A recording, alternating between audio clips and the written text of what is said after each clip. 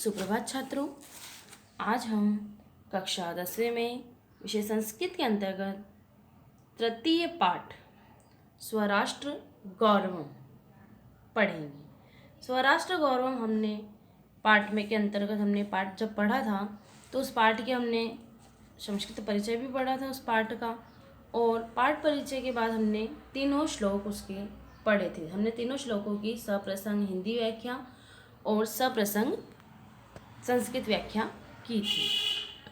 अब हम चौथा श्लोक पढ़ेंगे। चौथा श्लोक इस प्रकार से है कि संप्राप्य भारते जन्म सत्कर्मसु परांगमुखः पीयूष कलशं हित्वा विषभाण्डमुपाश्रितः। यह श्लोक बृहत्रार्दीय पुराणम से लिया गया है। इसका हम अन्वय देखेंगे।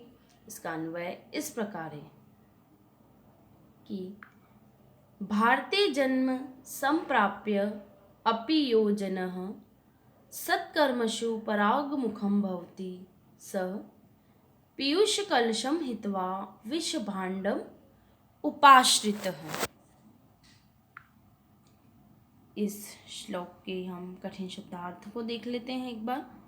इसके कठिन शब्दार्थ इस प्रकार है कि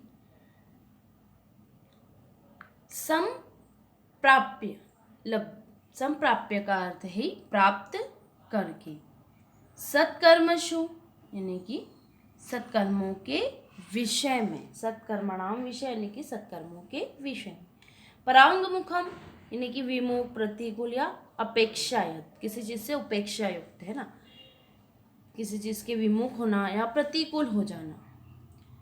पीयूष कलशम यानी कि पीयूष कलशम यानी कि अमृत कुंभ यानी कि अमृत के घड़े को, है ना। हित्वा यानी कि त्याग कर या छोड़कर। विष भांडम जहर के पात्र को, विष भांडम यानी कि विष से भरा हुआ पात्र, विष यानी जहर, जहर के पात्र को। उपाश्रितः यानी कि आश्रयम प्राप्त, और स्वीकृतवान यानी कि स्वीकार किया गया है। तो हम इस श्लोक की सप्रसंग हिंदी व्याख्या देखेंगे। इसका प्रसंग इस प्रकार है कि प्रस्तुत पद्य हमारी पाठ्य पुस्तक स्पंदना के स्वराष्ट्र गौरवम शीर्षक पाठ से उद्धृत किया गया है। किस पाठ से लिया गया है? ये स्वराष्ट्र गौरवम पाठ से लिया गया है। मूलतः यह पद्य जो है, ये श्लोक है, ये पद्य है, यह बृहन्नारदीय पुराण से संकलित है। इस पद्य में बताया गया है कि जो मनुष्य पवित्र भारत देश में जन्म लेकर भी सत्कर्म नहीं करता है, वह मानो अमृत को छोड़कर विष के पात्र को ग्रहण करने वाला होता है। कवि कहता है कि, इसकी हम व्याख्या देखेंगे। भारत देश में जन्म प्राप्त करके भी जो मनुष्य सत्कर्मों से विमुख हो जाता है, वह अमृत के घड़े को छोड़कर जहर के पात्र को ग्रहण करने वाला होता है। इस श्लोक के माध्यम से ये बता रहा है कि यदि हमने भारत भूमि में जन्म लिया है तो हमें अच्छे कर्मों को करना है, सत्कर्म करना है। किसी का भला हो, उपकार हो, हमारी वजह से किसी को कोई भी कष्ट न हो, किसी भी प्रकार का अच्छे कर्मों को हमें करना है। सत्कर्म का अर्थ ही यही है कि अच्छे कर्म, हमारे बुरे कर्म ना होते हुए अच्छे कर्म करें हम, ये सत्कर्म कहलाते हैं। तो जो व्यक्ति इन सत्कर्मों को नहीं करता है, वो अमृत के घड़े को छोड़ देता है और जहर के घड़े को पी रहा हो उसके समान अपना जीवन व्यतीत करता है। इसकी हम संस्कृत व्याख्या देखेंगे। संस्कृत व्याख्या इस प्रकार है कि प्रसंग देखेंगे हम संस्कृत व्याख्या में। सबसे पहले इसका प्रसंग है कि प्रस्तुत पद्यम अस्माकं पाठ्यपुस्तकस्य स्पन्दनाया स्वराष्ट्रगौरवम् इति शीर्षकपाठात् उद्धतम्। मूलतः पद्यमिदं बृहन्नारदीयपुराणतः सङ्कलितम्। अस्मिन् पद्ये भारतदेशे जन्म प्राप्य सत्कर्मसु प्रेरयन् कवि कथयति यत्। इसकी संस्कृत व्याख्या देखेंगे हम। इसकी संस्कृत व्याख्या इस प्रकार है कि भारतदेशे जन्म लब्ध्वा अपि यो जनः सत्कर्मणां विषये विमुखः प्रतिकूल वा भवति कि सः निश्चयेन अमृतकुम्भं त्यक्त्वा विषपात्रं स्वीकारं करोति। अर्थात भारतदेशे तु पुण्यशालिनः जनाः जन्म लभन्ते। भारत देश में पुण्य आत्माएं जन्म लेती है, ऐसा हमें मानना चाहिए और पुण्य कार्यों को हमें करना चाहिए, अच्छे कार्यों को हमें करना है। क्योंकि भारत देश में जन्म प्राप्त करके जो मनुष्य सत्कर्म नहीं करता है वो किसके समान है? जहर के घड़े पीने के समान है। हम इसका विशेष देखेंगे। इस बात में क्या विशेषता है कि अत्र सत्कर्मणं प्रेरणा प्रदत्ता कथितं यत् भारतदेशे पुण्यशालिनः एव जन्म प्राप्नुवन्ति। अत्रापि ये सत्कर्म न कुर्वन्ति ते दुर्भाग्यशालिनः भवन्ति। हम 5वां श्लोक देखेंगे। अब 5वां श्लोक इस प्रकार है कि एतदेशं प्रस्तुतस्य सकाशादग्रजन्मनं मनः स्वं स्वं चरित्रं शिक्षेरन् पृथिव्या सर्वमानवाः। यह श्लोक मनुस्मृति से लिया गया है। इसका हम अन्वय देखेंगे। अन्वय इस प्रकार है।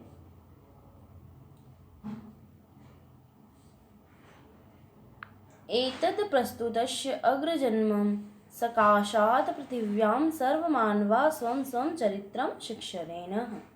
ये इसका अन्वय है। इसके हम कठिन शब्दार्थ देखेंगे। इसके शब्दार्थ इस प्रकार है।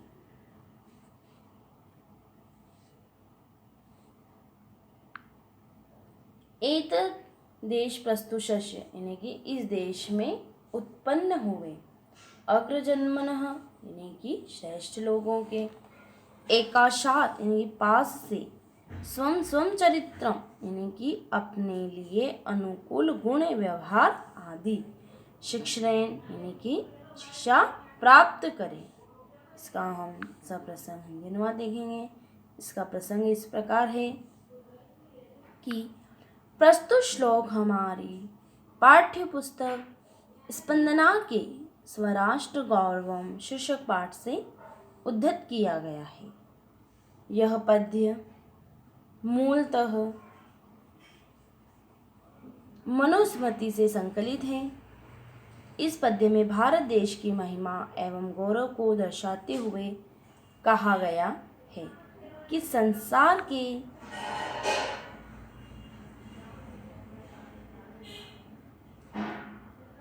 सभी मनुष्यों को भारत देश के श्रेष्ठ लोगों से अपने अपने गुण धर्म की शिक्षा ग्रहण करनी चाहिए। इसका हिंदी अनुवाद इस प्रकार है कि इस भारत देश में उत्पन्न हुए श्रेष्ठ जनों के पास से पृथ्वी पर सभी मनुष्यों को अपने अपने अनुसार गुण व्यवहार आदि की शिक्षा प्राप्त करनी चाहिए। यह श्लोक बहुत ही महत्वपूर्ण है। बोर्ड की परीक्षा में पूछा भी गया है, इसलिए आप इससे थोड़ा विशेष रूप से ध्यान दें और इसे समझें। इसका संस्कृत व्याख्या हम देखेंगे।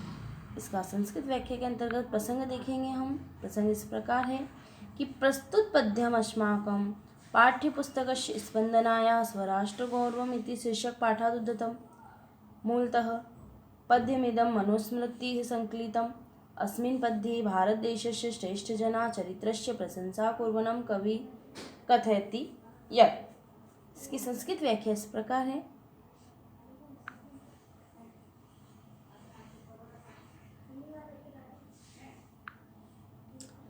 अस्मिन् भारतदेशे जातस्य श्रेष्ठजनानां साम्प्राप्तभूमौ सर्वे मनुष्याः सर्वस्य निमित्तयोगं चरित्रम् गुणव्यवहारादिगणां शिक्षा प्राप्नुयुः अर्थात् विश्वे भारतीयानां चरित्रे प्रेरणास्पद ग्रहणीयं वर्तते।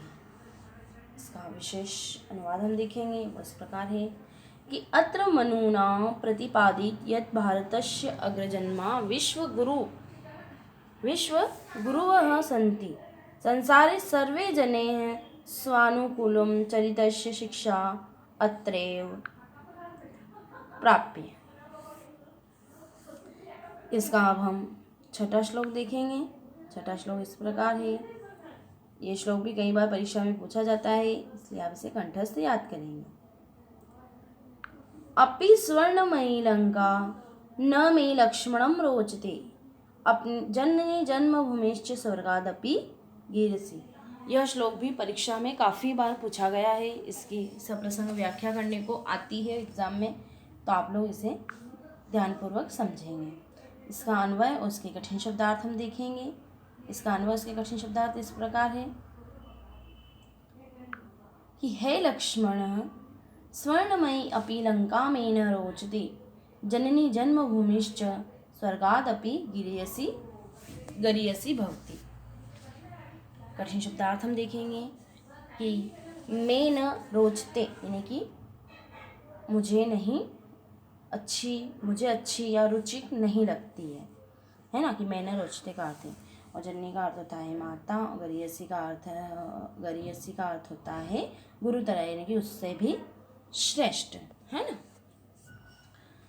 तो अब हम इसकी सप्रसंग हिंदी व्याख्या देखेंगे। इसकी सप्रसंग हिंदी व्याख्या इस प्रकार है।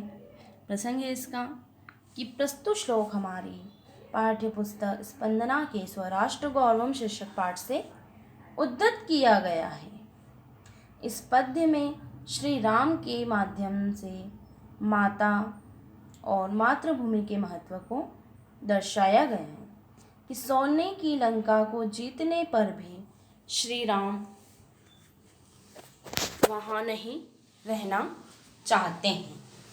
वे लक्ष्मण से कहते हैं कि लक्ष्मण से क्या कहते हैं, हम इससे हिंदी व्याख्या के अंतर्गत देखेंगे। इसकी व्याख्या इस प्रकार है कि वे लक्ष्मण से कहते हैं कि हे लक्ष्मण, सोने से निर्मित भी लंका मुझे अच्छी नहीं लगती है। माता और मातृभूमि स्वर्ग से भी अधिक श्रेष्ठ होती है। इसकी सप्रसंग संस्कृत व्याख्या देखेंगे हम, वो इस प्रकार है। इसकी संस्कृत व्याख्या है कि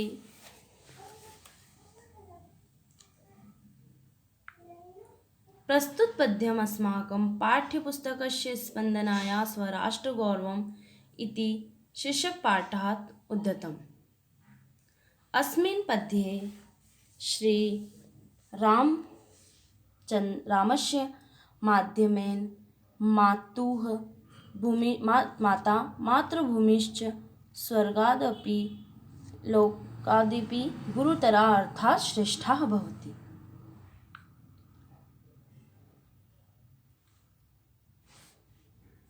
इसकी हम संस्कृत व्याख्या देखेंगे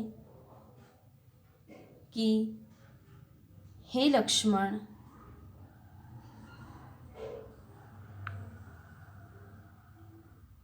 स्वर्ण निर्मितापि लंका मही नहीं रोचते यतो हि माता मातृभूमिश्च स्वर्गलोकादपि गुरुतरा अर्थात् श्रेष्ठः भवति। इसका विशेष है कि अत्र स्वर्गपेक्षया मातृभूमेश्च महत्वं प्रेरणास्पदं वर्तते यथा मातुः महत्वे तथैव मातृभूमि। इस श्लोक के माध्यम से कवि ये कहना चाह रहा है कि लक्ष्मण जी से कह रहे हैं प्रभु श्री राम जी कि मुझे यह सोने की लंका बिल्कुल भी पसंद नहीं है, जब उन्होंने रावण को मारकर लंका को जीत लिया था, क्योंकि उन्होंने कहा कि मुझे तो अपनी माता और मातृभूमि से प्रेम है, मुझे यह सोने की लंका नहीं चाहिए। ऐसा उन्होंने राम जी ने लक्ष्मण जी से कहा था, और उन्होंने अपनी माता और मातृभूमि को सबसे अधिक महत्व दिया था। अगला श्लोक है हमारा, राष्ट्र दृष्टिम नमस्यामो राष्ट्रमंगलकारिणीमि यया विना न पश्यन्ति राष्ट्रम स्वनिकट स्थिरतम। यह जो श्लोक है अमृत वाग्भचार्य जी के द्वारा लिया गया है। अमृत वाग्भचार्य उन्होंने इस श्लोक को लिखा है। इसका हम अन्वय देखेंगे। इसका अन्वय इस प्रकार है कि राष्ट्र मंगलकारिणी राष्ट्र दृष्टि नश्यामः यया विना स्विनिकटे स्थितम अपि राष्ट्रम न पश्यन्ति। इसके हम कठिन शब्दार्थों को देखेंगे। वह इस प्रकार है। कठिन शब्दार्थ में हम देखते हैं कि राष्ट्र मंगलकारिणीम यानी कि राष्ट्र का मंगल यानी कि कल्याण करने वाली, और नमस्यामः यानी कि नमस्कार करते हैं, स्वनिकट स्थितम यानी कि अपने समीप या स्थिति को, और न पश्यन्ति यानी कि नहीं देखते हैं। इसका हम सप्रसंग हिंदी अनुवाद देखेंगे। वह इस प्रकार है।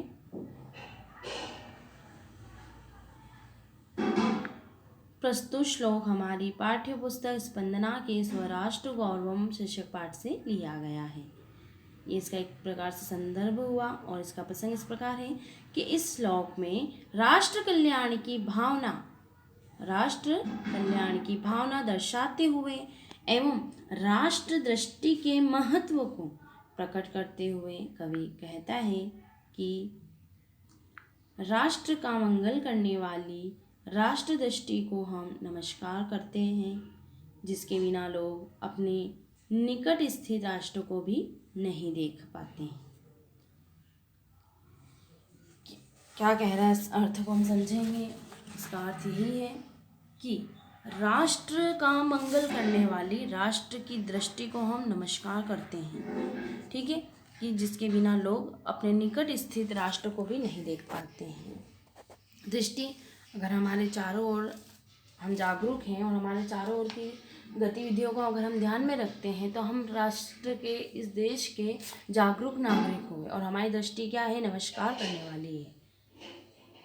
ठीक है, तो हमें हमारे चारों ओर जागरूक रहना चाहिए। चारों ओर क्या हो रहा है देश विदेशों में, हमें सब खबर उसमें ध्यान देना चाहिए। इसकी सप्रसंग व्याख्या हम संस्कृत व्याख्या देखेंगे।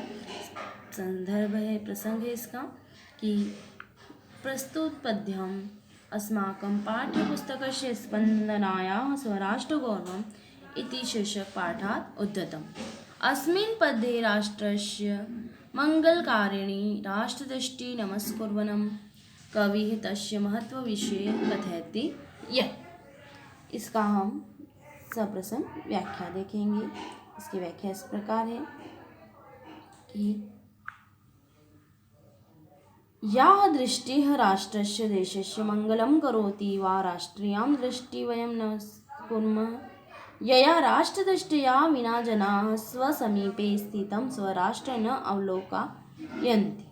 अर्थात सर्वे जनाः राष्ट्रभवनाय राष्ट्रस्य कल्याणकारी कार्यों कुर्यात्, कि हमें राष्ट्र के लिए कैसे कार्य करना चाहिए, कल्याणकारी कार्यों को करना चाहिए। इसका हम विशेष देखेंगे। विशेष किस प्रकार है, उस प्रकार है कि सर्वेषु जनेषु स्वराष्ट्रं प्रति श्रद्धा भावनाम इत्यादि पद्येऽस्मिन् कामना कृता, कि इस सर्वेषु जनेषु स्वराष्ट्र प्रति, इस सभी लोगों को अपने राष्ट्र के प्रति श्रद्धा के भाव रखना चाहिए। इस पद्य में यही कामना की गई है कि राष्ट्र कल्याणस्य भावनाया एवं सर्वेषां कल्याणं भवति, कि राष्ट्र कल्याण की भावना सभी का कल्याण करती है। इस प्रकार से ये 7वां श्लोक हमारा पूर्ण हुआ है। आगे के श्लोक हम कल पढ़ेंगे। आपको जितने भी ये श्लोक लिखाए गए हैं अभी तक 1 से लेकर 8 तक, इन सभी श्लोकों को आप अपनी कॉपी में लिखेंगे और इन्हें याद करेंगे तथा इनके अर्थों को समझकर आप याद करके बताएंगे। धन्यवाद।